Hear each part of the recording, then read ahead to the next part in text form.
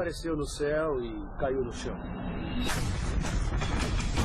Diante de várias testemunhas oculares, um objeto em chamas se espatifa no chão. Era redondo com chamas na parte da frente. A mais de 3.000 quilômetros dali, dá-se outro estranho impacto. Ele disse, ninguém pode passar por aqui. A tecnologia revela pistas de um dos locais. Não é natural. Decididamente não é. Enquanto há relatos de agentes presentes no outro. Trabalham para um órgão de que nunca ouvi falar. Quem ou o que está caindo nessas localidades? Você diria que algo estava controlando o objeto? Tinha de estar. E o que nosso governo sabe a respeito? Não sei como os militares poderiam encobrir. Este é o caso número 65303. Quedas intrigantes. Queriam um objeto de volta.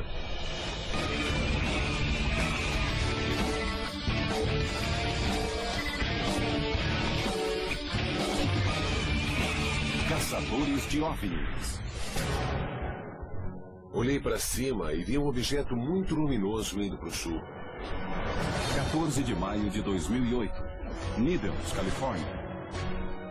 Na escuridão da madrugada, perto das 3 da manhã, um pescador disse ter visto algo de que não se esquecerá.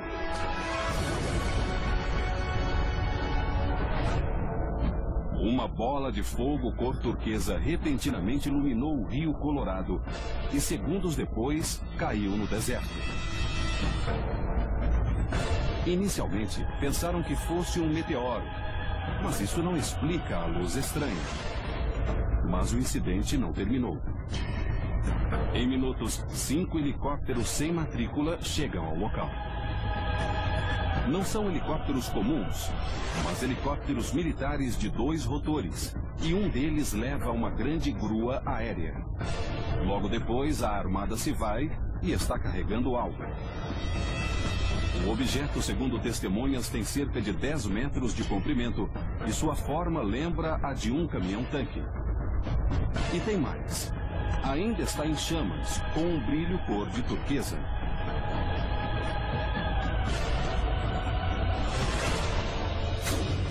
Há uma coincidência de testemunhos no que se refere à presença militar, como apareceram e removeram algo ou limparam a área.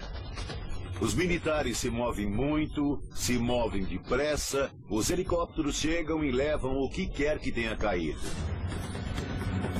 Ainda se investiga Needles. Não sabemos exatamente onde se deu a queda, mas sabemos que houve uma queda e vamos tentar achar o local para ver o que houve.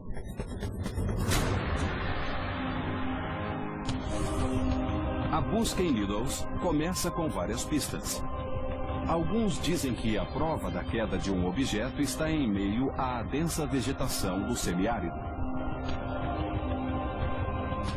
O Dr. Ted Eckworth vai tentar localizar o ponto da queda. Se algum veículo caiu no local, deve ter deixado evidências físicas, evidências científicas irrefutáveis. Pat Usker vai descer o rio em busca do local da queda. Como investigador de OVNIs, esta é a minha chance de examinar o solo e achar algumas respostas. E Bill Burns vai ver testemunhas oculares que viram o evento acontecer. Vamos descobrir por que os militares vieram e negaram qualquer evento. A investigação começa na rádio KTOX de Needles, onde Bill e Pat estão com o dono, David Hayes. Nós estamos aqui no estúdio tentando entender o que aconteceu. 14 de maio. 14 de maio. Aqui no estúdio estão Bill e Pat, que são pesquisadores. Se alguém tiver alguma informação sobre o incidente da manhã de 14 de maio... Segundo Hayes, na manhã seguinte à da suposta queda do OVNI, os ouvintes começaram a chamar. E as ligações continuam.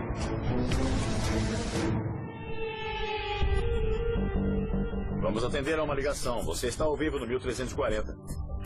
Descia muito rápido, mas com um certo ângulo. Pôde notar a forma do objeto?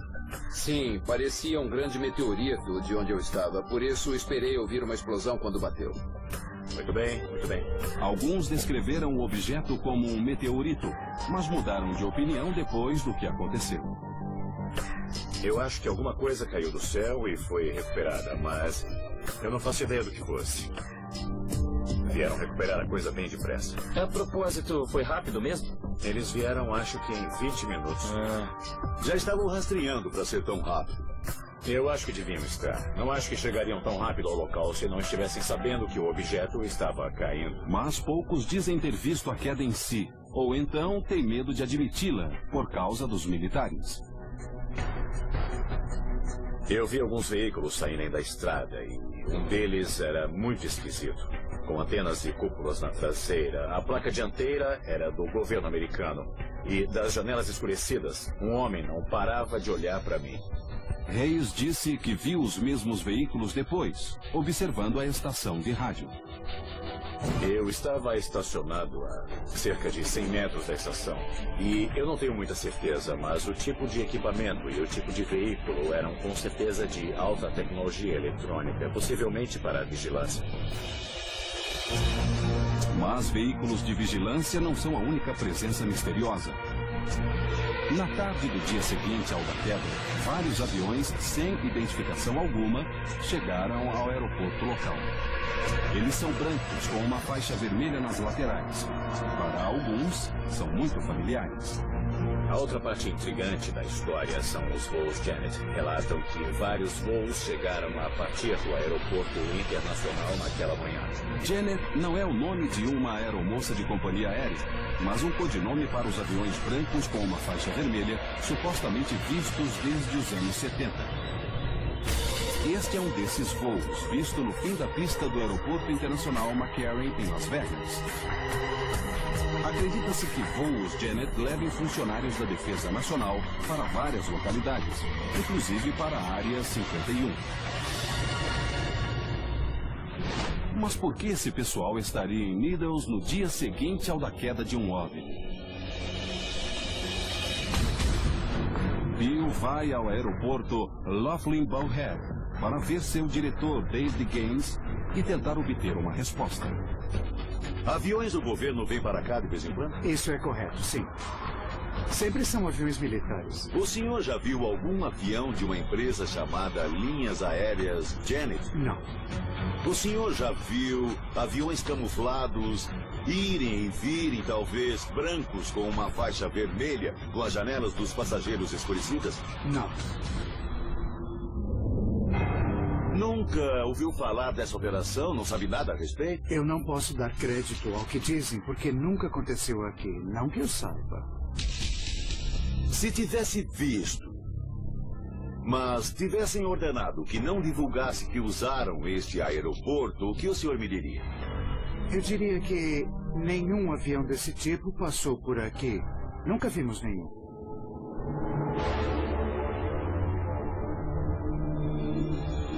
As testemunhas disseram que em 14 de maio, um avião Janet aterrissou ali, dissimulado pela escuridão.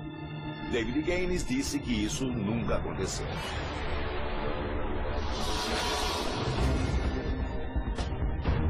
Com as testemunhas questionadas sobre o que houve aquele dia, o melhor jeito de provar a mentira estaria no vasto deserto. Pat está preparando expedição para o Rio Colorado com o objetivo de descobrir o local exato da queda. Vamos levar o arqueólogo Gert Baldwin. Ele vai saber diferenciar o solo naturalmente erodido do solo que sofreu o impacto do objeto. Mas encontrar o local não será fácil. A vegetação da área é bastante densa. Há alguns indícios que vamos usar para chegar às clareiras e talvez achemos sinais de incêndio ou de impacto, que deve ter deixado coisas bem aparentes. Procurar na densa vegetação será bem difícil, mas há uma coisa que pode ajudar. Uma testemunha que ouviu o programa de rádio se apresentou e tem uma ideia aproximada de onde o objeto caiu. Seu nome é Frank Costigan. Pouco depois das 3 da manhã, eu saí para procurar meu gato e de repente o chão se iluminou. Não como se fosse o sol ou a lua, mas o bastante para olhar para cima. Frank tem grande experiência de voos controlados. Ele vive em Needles agora mas foi chefe de polícia no Aeroporto Internacional de Los Angeles. Pode dizer que forma tinha? Era redondo, havia chamas na frente, era azul turquesa. Eu diria 5 ou 6 vezes mais comprido do que largo. Achei que fosse ouvir uma explosão quando diminuísse para a velocidade do som. Ouviu a queda? Não ouvi nada.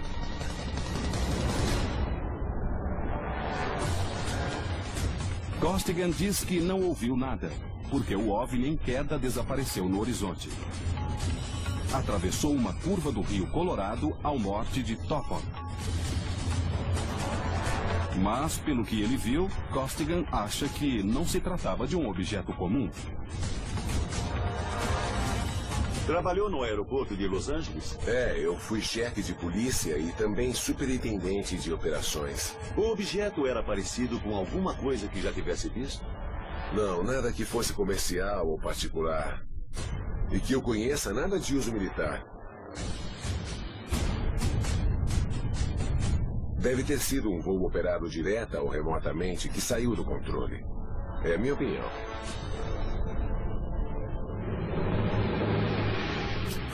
Se o engenho estava sob alguma forma de controle, quem o conduzia e de onde ele veio? O deserto perto de Needles está cercado de bases militares e locais de testes. A noroeste fica a área da Marinha de Chine Lake. A leste ficam Fort Irving, do Exército, e a base da Marinha de 29 Palms. A sul fica o campo de Yuma, onde o Exército testa artilharia experimental de longo alcance. E a área mais intrigante, a norte de Needles, é a Área 51. Em outras palavras, estamos exatamente no meio de uma agitada área de testes militares onde testam aeronaves ou coisas que nem imaginamos que possam voar. Há duas teorias possíveis. Primeiro, era um veículo alienígena. Segundo, era um veículo nosso. A resposta pode estar com uma testemunha que disse ter ouvido um impacto. Eu olhei para cima e ele fez assim. Parece ter saído de uma nuvem e outro veio imediatamente depois. Numa quieta manhã de maio de 2008, algo caiu no deserto perto de Needles, Califórnia. Numerosas testemunhas viram o objeto azul turquesa ser levado por helicópteros militares. E há outra coisa, que pode ser a chave para entender o que está acontecendo. Isso tudo já aconteceu antes.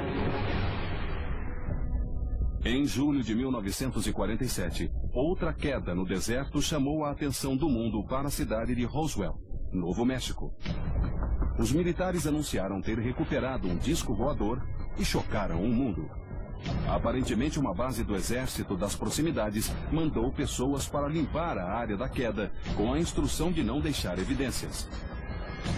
Dias depois, os militares mudaram o discurso e disseram que o que tinha caído era um balão meteorológico. Mas em Needles, a equipe localizou uma testemunha-chave que concordou em colaborar com a condição de que seu nome verdadeiro não seja divulgado. A testemunha, chamada apenas Bob, marcou um encontro no Rio Colorado, perto de onde ele viu o objeto, em 14 de maio.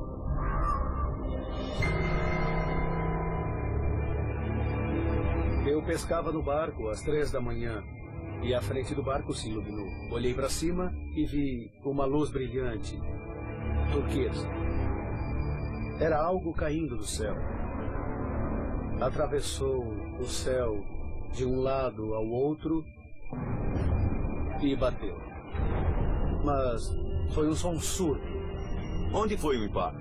A oeste de onde eu estava, talvez a 200 metros do barco, entre a linha da estrada de ferro e o rio. Bob declarou que helicópteros militares apareceram em 15 minutos. Assim que o primeiro helicóptero veio, houve o segundo e o terceiro. Então apareceu um helicóptero enorme que deu uma volta sobre o meu barco e foi para o local da queda. Saiu da minha vista por um momento, mas logo reapareceu voando.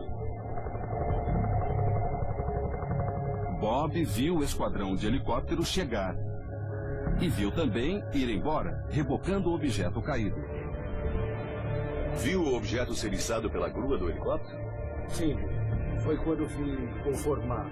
O objeto estava bem iluminado pelos helicópteros e apontavam um holofote.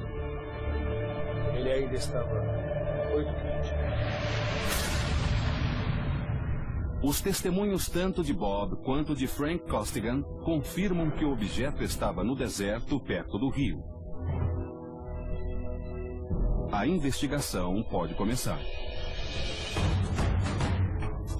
O arqueólogo Garth Baldwin vai procurar por vários indícios. Deve haver vários indicadores de um impacto do tamanho do relatado por Bob. Deve haver deslocamento do solo, marcas de mudança na areia, mudança de textura no solo. A artemisia cresce muito lentamente, o capim também. Então, fica evidente que alguma coisa perturba muito as plantas. Ótimo. Temos boas chances, porque se alguma coisa caiu ali, os militares não podem ter encoberto tudo. Achar o local exato será difícil. A espessa artemisia do deserto recobre a área toda e vai dificultar a visualização do local do impacto. Mas há uma possibilidade: olhar para o céu.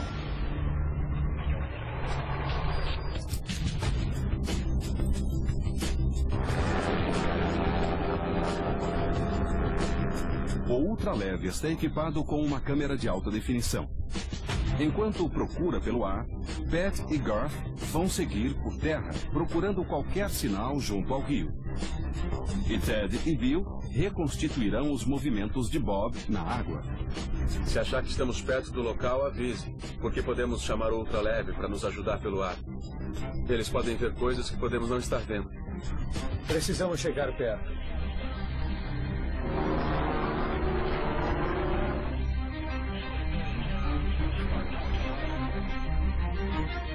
Depois de quase uma hora, Bob vê algo. Vê onde a vegetação encontra a água? Tô vendo. É ali. Devemos estar bem perto.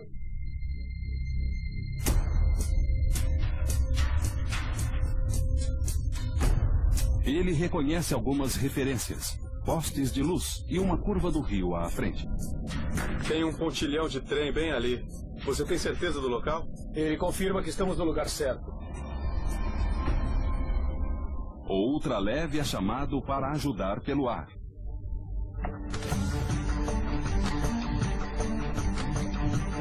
Após algumas passagens, o ultraleve descobre algo.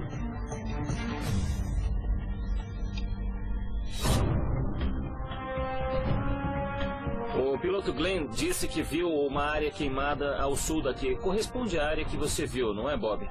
Isso mesmo. Bem, em algum lugar, nesta posição, ao sul daqui. A vegetação queimada pode ser remanescente da queda do objeto em chamas.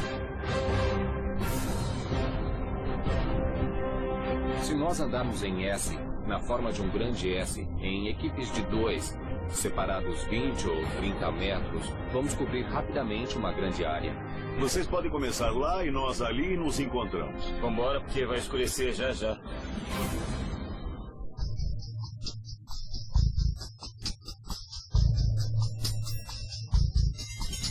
Mas antes de chegarem à vegetação queimada, Ted e Bill encontram outro possível sinal da queda. Ali. Olha só. É do tamanho que estamos procurando. Exato. É curioso como a Terra está revolta, não é? É mais ou menos do tamanho da depressão ou da cratera que se espera. Mas isso não tem a forma de uma cratera, só em parte. Se alguma coisa desceu aqui e levantou a Terra, teria formado uma duna ou uma rampa como esta. Olhando bem, isso tem mais uma forma de ferradura virada para lá. Fascinante. É exatamente a direção que o Bob deu para o objeto, certo?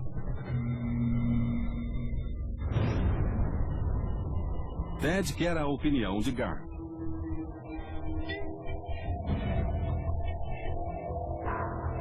Não vejo nenhum impacto direto. Um impacto provocaria a destruição da vegetação e tudo em volta deveria estar intocado. E eu não vejo nenhum impacto. Não vejo mesmo.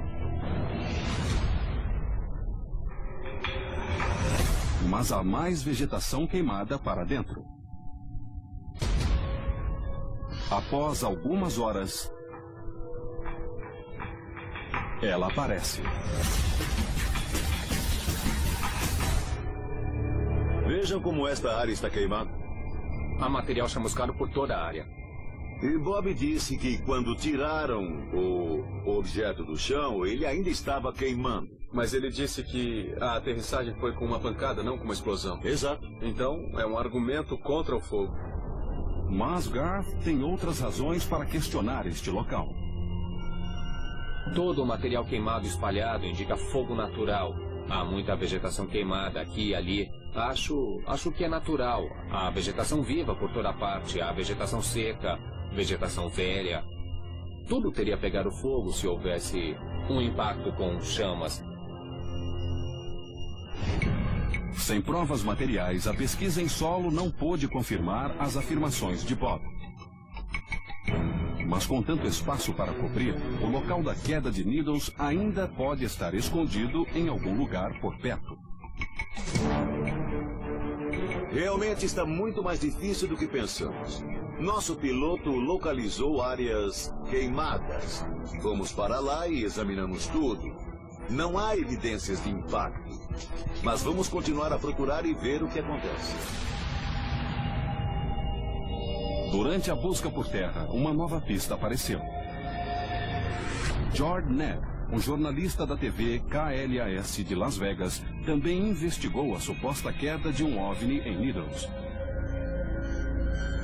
Durante a busca, ele se deparou com funcionários do governo que podem muito bem ser homens de preto.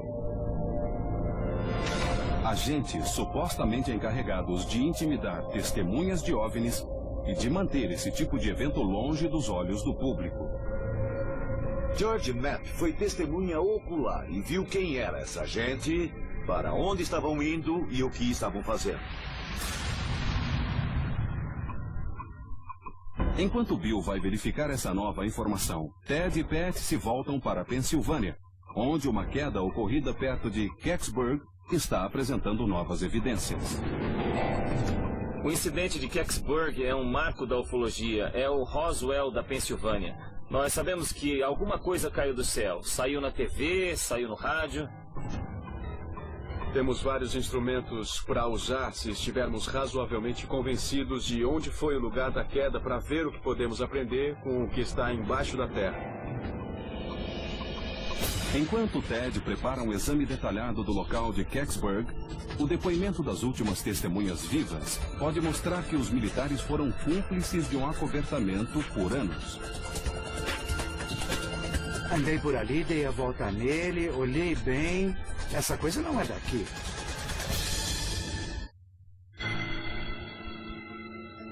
Em Needles, Califórnia, um objeto em chamas caiu no deserto, aparentemente fora de controle. Testemunhas disseram que o objeto foi recuperado por um grupo de helicópteros militares. Mas o incidente não ficou nisso. Muitos viram aviões sem matrícula aterrissarem no aeroporto local. Aviões iguais aos usados para transportar pessoas à base militar super secreta da Área 51. Aviso, área de acesso restrito. Mas tudo isso já aconteceu. E não só em Roswell. Há mais de 40 anos, algo caiu perto da pequena Kecksburg, Pensilvânia. Mas, seja o que for, o objeto não estava fora de controle. Segundo testemunhas, alguém tinha de estar pilotando. Em 9 de dezembro de 1965, às 4h45 da tarde, algo se movia pelo céu. Era uma brilhante bola de fogo, mas muitos acham que não poderia ser um meteoro porque se movia devagar demais. Seja como for, o objeto perdeu o controle e caiu. O que imediatamente vem a público tem semelhanças assustadoras com o que acaba de acontecer em Needles. Será só uma coincidência? Ou as duas quedas são muito semelhantes com 43 anos de intervalo? Bill Burns vai ver Stan Gordon, o maior investigador do incidente de Kecksburg. Ele pesquisa o caso há 2 décadas. As testemunhas disseram que o objeto virou e voltou em direção a Kecksburg, que desceu como se estivesse fazendo uma aterrissagem normal e, momentos depois de cair, reportaram ter visto uma coluna de fumaça cinza azulada que se dissipou muito depressa. Segundo pesquisas, centenas, se não milhares de pessoas em Michigan, Ohio e Ontário, no Canadá, reiteradamente testemunharam que um OVNI passou descrevendo uma trajetória que terminou em sua queda em Kecksburg. Policiais e estações de rádio e TV foram bombardeadas com chamados, e à medida que chegava ao condado de Westmoreland, a mídia ficou impressionada com a quantidade de relatos que havia. Testemunhas concordam com o que diz Stan Gordon. A pequena cidade se desgastou com o incidente. Ninguém ainda tinha visto nada parecido com o que aconteceu aquela noite. Pat fala com uma das testemunhas, Bill Bilbush, que viu o objeto passar e cair no condado de Westmoreland. Bill, conta o que aconteceu. Ouvi um som agudo e depois vi uma bola de fogo chegando. Moveu-se mais ou menos assim e fiquei observando. E a coisa foi para a montanha. Fez uma curva e voltou. Uma curva perfeita. E desceu. Pareceu mesmo que estava procurando um lugar para pousar. Você diria que algo estava controlando o objeto? Tinha de estar. Bill Bush diz que pegou seu automóvel e foi até o que ele achava ser um avião caído. Peguei minha lanterna e andei pelo bosque. E cheguei até o local e pensei, como vão poder sair se não há janelas e não havia rebites, não havia nada? Você viu o objeto de perto? Eu estava a 2 metros do objeto. E havia fumaça ou alguma coisa? Sim, e cheirava a enxofre. Cheirava a ovo podre. O Bill Bush realmente elimina algumas dúvidas mais primárias de que se tratou de um meteoro, ou de um avião que caiu, ou então uma cápsula. Ele viu uma bola de fogo descer do céu e fazer uma curva. Ele disse que parecia claramente estar sendo controlada. Logo depois, equipes de emergência chegaram ao local da queda, incluindo a do bombeiro voluntário Jim Romansky. Ele também ficou surpreso com o que viu. Eu fiquei chocado, porque fui preparado para um avião acidentado e vi uma imensa massa de metal enterrada numa vala. Pode descrever como estava enterrado? Em primeiro lugar, era noite. Depois havia muita vegetação em volta do objeto porque ele caiu nas árvores. Romansky diz que o OVNI tinha forma de uma noz e tinha um anel com estranhas marcas que davam a volta do objeto. Essa descrição é única, diferente de outros relatos que dão OVNIs como sendo triângulos ou discos. E há mais. Os estranhos hieróglifos remetem a outro caso. O OVNI de Bentwaters, que aterrissou perto de uma base militar britânica em 1980, mostrava marcas semelhantes às descritas pelas testemunhas de Kecksburg. Já tinha visto algo assim na vida? Não, de jeito nenhum. Minha impressão, depois que olhei para o objeto e andei por ali, dei a volta nele e olhei bem, essa coisa não é daqui. E houve um desenvolvimento que se repetira 43 anos depois em Needles. Poucas horas após a queda, dezenas de militares do Exército e da Força Aérea chegaram à cena. Segundo relatos, isolaram a área para evitar que o público chegasse ao local. E dentro da área restrita, estavam procurando.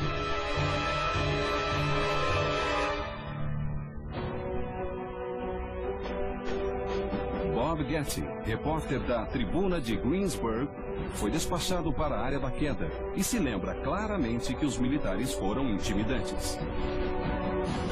Quando eu cheguei, devia haver uma dezena de militares, sem contar a força policial do estado da Pensilvânia. Eu disse que precisava me aproximar. E disseram que não havia nada ali. E eu disse, se não há nada, por que não posso passar? Getty disse que os militares claramente assumiram o controle do local e não a polícia estadual. Nunca vi uma situação dessas em que os militares tomam o controle do local de um desastre. E por que o exército estaria ali? Nós fomos parados por um militar com a arma engatilhada. Eu parei na hora. Depois, Ron parou e falamos com ele. Ele nos mandou voltar para o lugar de onde viemos.